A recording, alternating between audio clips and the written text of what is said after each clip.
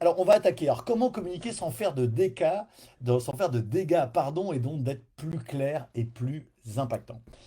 Alors, le constat, hein, on a parlé de la période actuelle et même avant cette période-là, la communication a toujours été quelque chose d'assez compliqué. On le voit dans les sociétés aujourd'hui.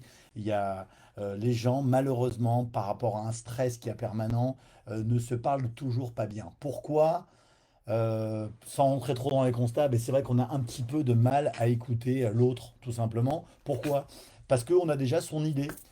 Son idée. Souvent, quand quelqu'un commence à parler, on a déjà son idée. Donc, on fait soit semblant de l'écouter, genre je t'écoute mais je t'écoute pas, soit rapidement on coupe la parole parce que c'est plus simple de tout de suite aller avec son idée.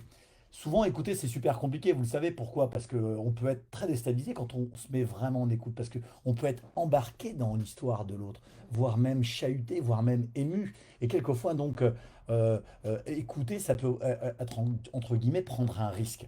Alors, qu'est-ce qui va se passer quand qu'on écoute mal l'autre? Ben, il y a deux grandes tendances, hein. Soit on sait déjà, soit on va le conseiller, soit on veut l'influencer, soit on veut le juger, soit limite on va le moraliser et ou lui rejeter la faute sur lui.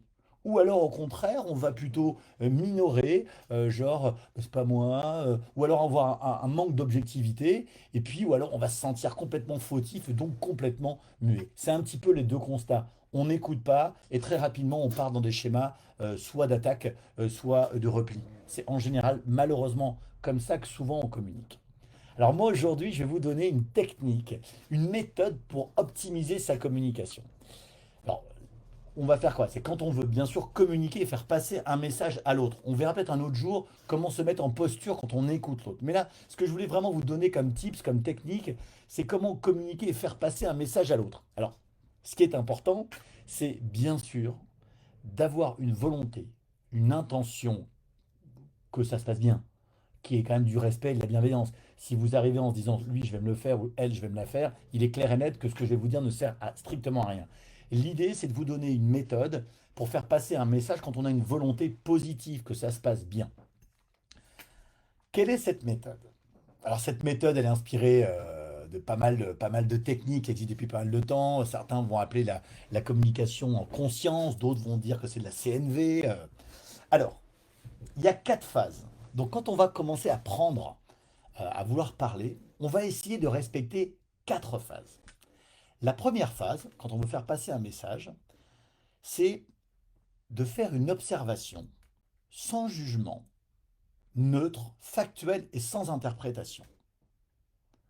C'est-à-dire que on va tout simplement donner un contexte excessivement neutre, factuel.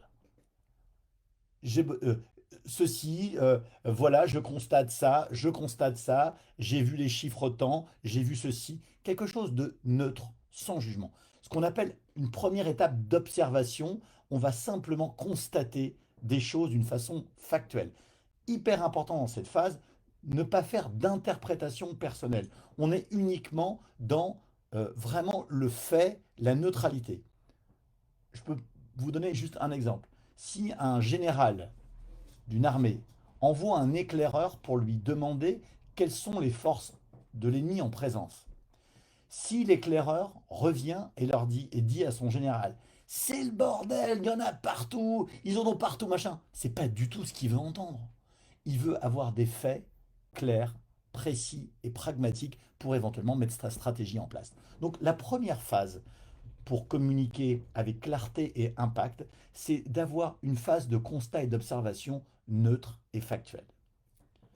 La deuxième étape derrière, c'est de pouvoir exprimer son sentiment. Face à une situation que l'on a constatée, on va exprimer son sentiment. C'est très important ce que je dis, c'est pas un sentiment, c'est son sentiment. On va être le plus précis possible. En regardant les chiffres que tu m'as donnés sur ma société, cela m'a rendu confus, cela m'a rendu triste, cela m'a inquiété. On va exprimer son sentiment. C'est hyper important de le faire. Donc on a observé et on exprime son sentiment. Je fais attention, on n'exprime pas un sentiment en disant quel bordel tu m'as mis. Qu'est-ce que c'est que ces chiffres?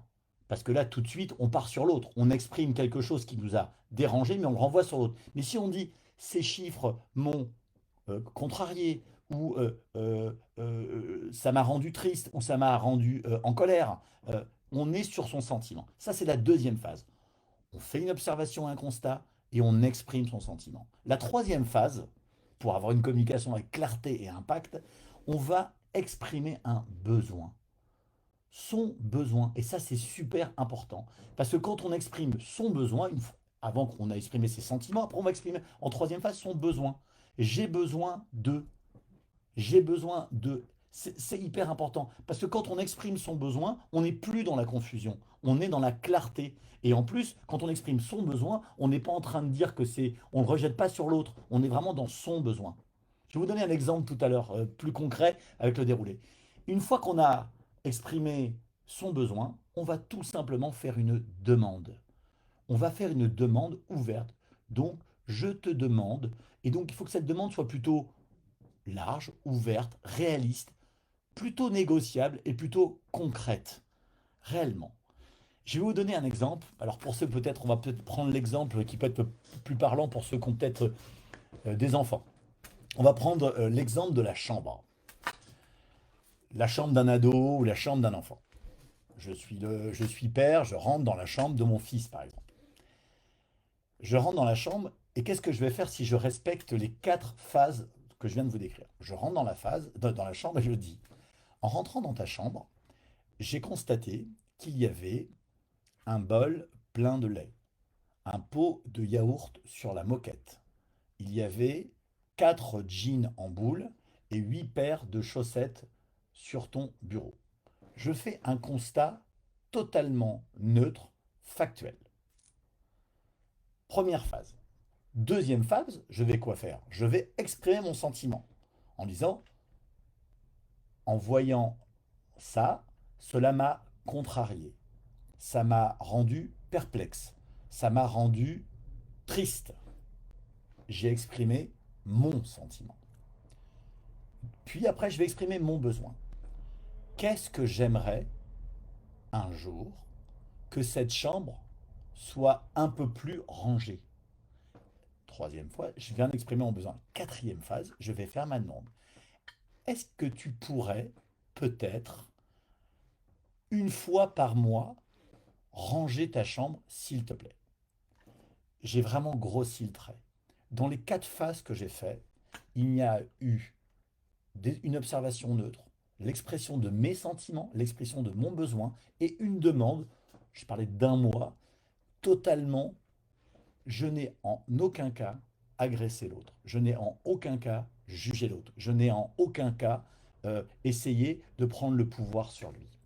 Pensez, alors bien sûr, vous allez me dire, ouais, mais quand on parle, c'est hyper compliqué de faire ces 4 étapes. Mais c'est un exercice, c'est une pratique. Et au bout d'un moment, et je vous donnerai un tuyau à la fin pour pouvoir commencer à le faire, pensez à, pour retenir les 4 phases de cette communication plus impactante et plus claire, qui est plus en conscience, en fin de compte, pensez à un petit bonhomme. Pensez vraiment à un schéma de petit bonhomme. Quand vous pensez à sa tête, au petit bonhomme, on est dans l'observation, dans le constat. Quand on descend dans le cœur du petit bonhomme, on est plutôt dans le sentiment. Quand on est dans le ventre, on est plutôt sur son besoin. Et quand on est vers les jambes, on est plutôt dans l'action et la demande. Pensez vraiment à les 4 phases, c'est les 4 phases. Donc vraiment tête, cœur, ventre, jambes. Moi, je trouve que c'est relativement simple parce que c'est simple, avec de la pratique bien sûr, parce que on est vraiment dans quelque chose d'authentique. On dit clairement ce qui se passe en nous. Et en général, l'interlocuteur, il se sent pas du tout agressé, et parce qu'il n'a aucun jugement sur lui et aucune interprétation qui est faite sur lui. Et ce qui est vachement bien, c'est que ça ne veut pas dire qu'il va être d'accord avec vous, mais il va pas se sentir agressé. Donc il va y avoir un climat tout de suite qui va permettre un échange. Éventuellement, on va échanger et éventuellement, on trouvera un compromis ou une nouvelle solution. Ces techniques ont été mises en place à l'époque avec des jeunes en difficulté dans des quartiers un peu chauds et on s'est rendu compte que quand on leur parlait comme ça, ben, en général, ils avaient une meilleure écoute. Parce qu'on est tous pareils. Si on commence à discuter, et malheureusement on le fait très souvent, on commence souvent à juger, à interpréter et à agresser l'autre.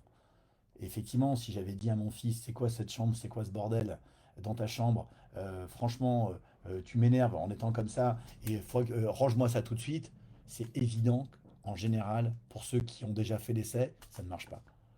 Donc, cette technique de communication, hein, qui est vraiment quelque chose qu'on peut pratiquer, bien sûr, il faut le pratiquer 100, 200, 1000 fois. Moi, je vous conseille de le faire même au départ, parce que quand l'interaction physique et émotionnelle est là, ça peut être un peu plus compliqué au début. Faites-le même quand vous faites un SMS ou quand vous faites un mail. Quand vous avez quelque chose à dire à quelqu'un, ou vous sentez qu'il y a eu quelque chose qui vous a même contrarié ou pas, essayez de respecter ces quatre étapes. Vous allez voir, c'est franchement assez magique à chaque fois. Et puis, pour finir, entre guillemets, si réellement, vraiment réellement, vous sentez que avant la discussion, ça va vraiment être chaud parce que vous en avez gros sur la patate. Je vous une petite astuce. Vous faites la technique de la lettre chacal. C'est-à-dire, avant d'avoir la relation et l'échange avec la personne, vous écrivez une lettre et vous défoulez sur la lettre. Vous dites tout ce que vous avez sur le cœur. En général, ça a un super effet, c'est qu'une fois que ça a été sorti une fois, vous avez tout de suite, quand vous êtes vraiment dans la relation, quelque chose qui va changer. Moi, j'ai une petite anecdote à vous donner. Euh, Quand j'étais associé dans une agence de communication il y a une vingtaine d'années avec mon associé, et d'une façon non, on ne faisait pas d'une façon constante, mais mon associé avait quelquefois un caractère un petit peu chaud. Et donc souvent, je lui disais, tu sais, avant d'arriver à un rendez-vous, une présentation importante où il y avait pour lui du stress ou même quelque chose qui l'a contrarié, je lui demandais dans la voiture, je me rappelle, de lui dire, allez, balance-moi le truc, balance-moi.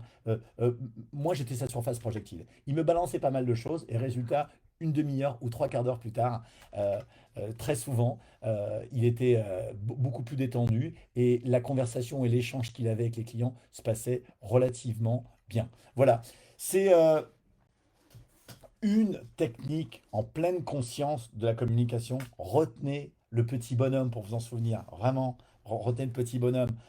On observe, on constate, on exprime son sentiment, on exprime ses besoins et on fait une demande. Bien sûr, pas une demande comme ça, une demande hyper simple, claire et négociable.